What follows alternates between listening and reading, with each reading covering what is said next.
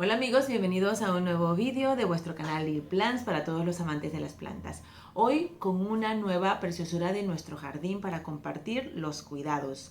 Antes de empezar, quiero agradecerle a todos nuestros nuevos suscriptores. Muchísimas gracias por formar parte de este precioso canal, un canal amigo en donde compartimos nuestros conocimientos y nuestras experiencias de nuestras plantitas. Así aprendemos mutuamente. También quiero agradecer a todas estas personas que comentan los vídeos, que nos hacen preguntas, que nos felicitan. Muchísimas gracias. Si tú eres la primera vez que nos ves, pues te invito a que formes parte de este canal, suscribiéndote y también activando la campanita para que te avise cada vez que cuelgo un nuevo vídeo. También quiero decirles que hace unos meses he empezado a grabar unos shorts graciosos, jocosos, bueno, para darle también un toque un poco relajado a este canal, y os invito también para que se pasen por allí a verlos y sacarles una sonrisa. Pues nada, vamos a empezar a hablar de esta preciosidad.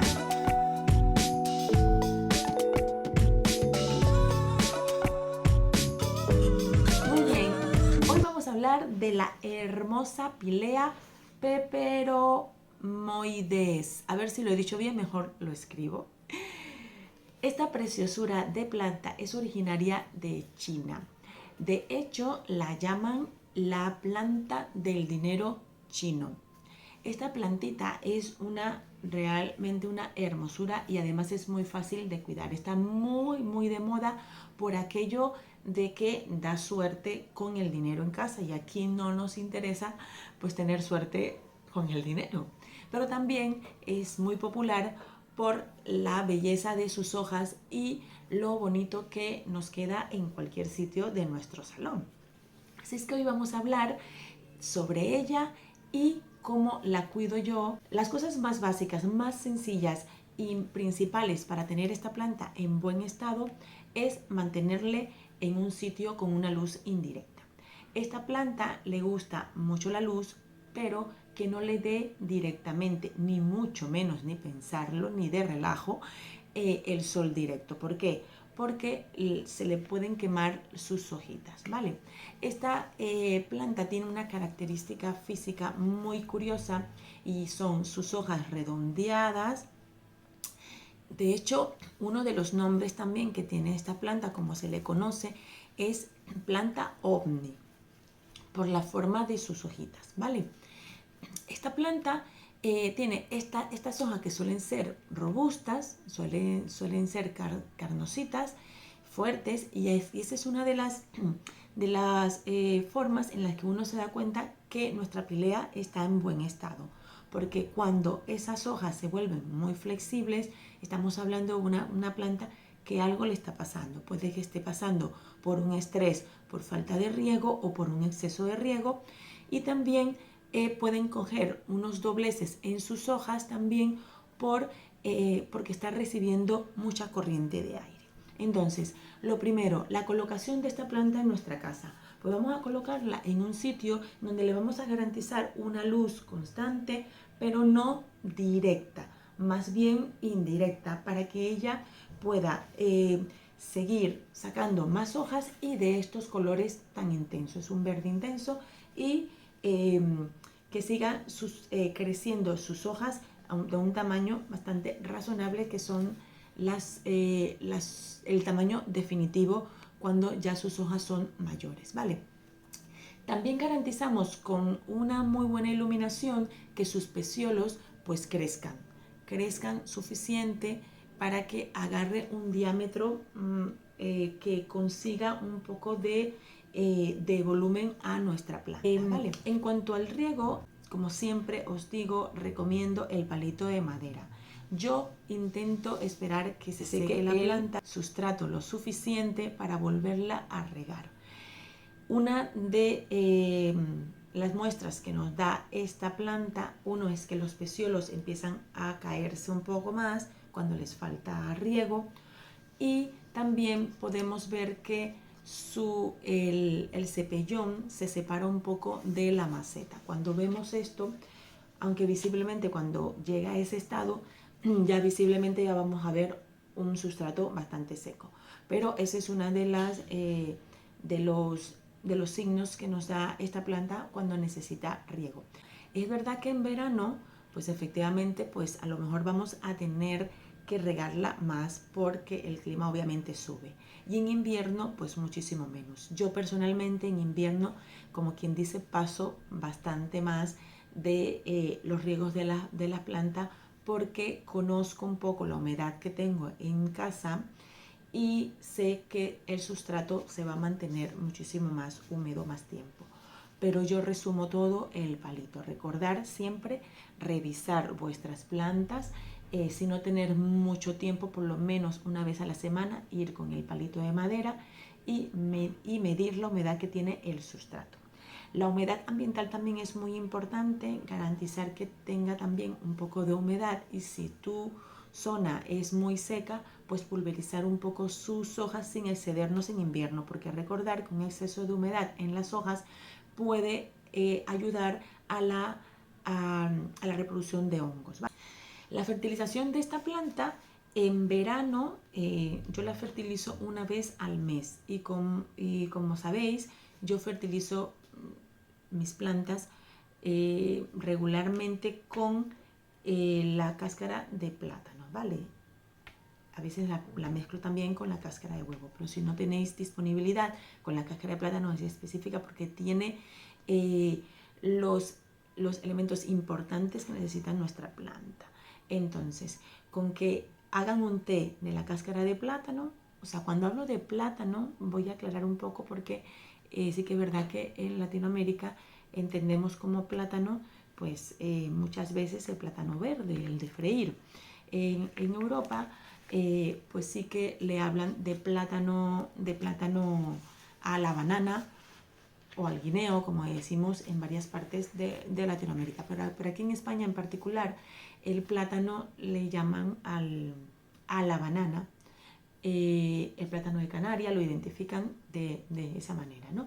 Pero yo me refiero a la banana, ¿vale? Entonces, hervir, hacer un té de la cáscara de banana nos sirve bastante bien como un fertilizante muy, muy, pero eficaz para las plantas.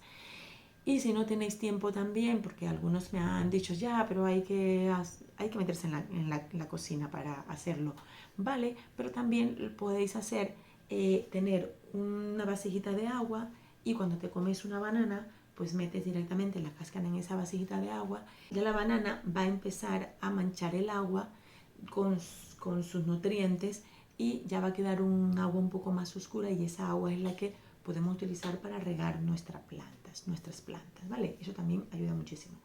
Pero además, si además tampoco no te gusta la banana, no la comes en casa, pues entonces esta planta también le va estupendamente bien el fertilizante para plantas de hojas verdes, ¿vale?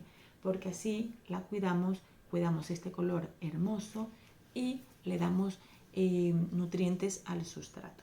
Esto en el verano, una vez al mes, estupendamente. En invierno pueden hasta pasar a lo mejor el invierno, si se la han cuidado bastante bien y llega el invierno en muy, muy buen estado, déjenla reposar en invierno y no hay necesidad tampoco de fertilizarla durante el invierno. Pero si lo quieres hacer a lo mejor una vez o dos veces durante lo que dure el invierno, nos vale bien. Vale, bien. La reproducción de esta planta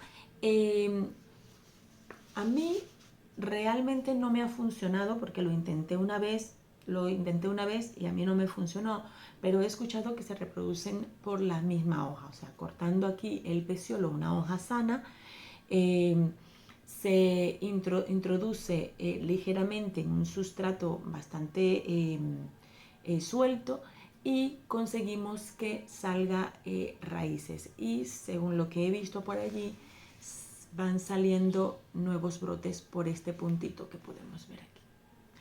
Si la vas a reproducir, lo mejor, o trasplantar, pues lo mejor es en primavera o en otoño, ¿vale?